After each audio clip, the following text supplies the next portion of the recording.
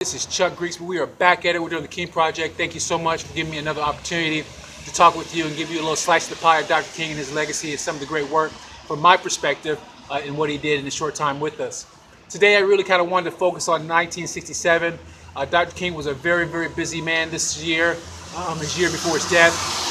He was speaking all over the country. He was in Chicago, New York, Atlanta, Alabama, and some other places. And he was giving some great sermons and speeches. A few of those were the 3 dimensions of a complete life, 3 evils of society, the casualties of the Vietnam War, a knock at midnight, otherwise known as why Jesus called a man a fool. A couple of speeches were beyond Vietnam, why I'm opposed to the war in Vietnam, and where do we go from here. So some very famous stuff that he did in that year, very active, doing his thing. And that's the reason why I chose this quote. And today's quote is like this: when you discover what you will be in your life, set out to do it as if God Almighty called you out at this particular moment in history to do it. And he definitely was about it. He definitely was doing his thing in 1967. As I said before, all over the country doing his thing. But what I wanted to highlight and where I got that quote from was when he gave his speech in 1967 at Barrett Junior High School in Philadelphia, talking to some youth. And he really gave them a great message.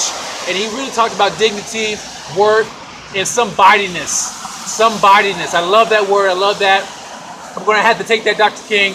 But somebodiness is really, that's really stuck out with me as something that really was a great challenger of what he did with those kids, and really gave them a reason to have a solution to do something in life and something that was meaningful.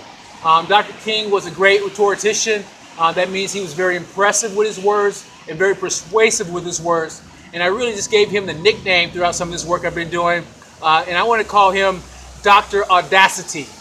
He was very bold, very daring, and very confident, if you will, with his personal views, and disregarding his safety and disregarding a lot of different things out there in the world that really most people shy away from when it comes to being comfortable and stepping in the way of controversy.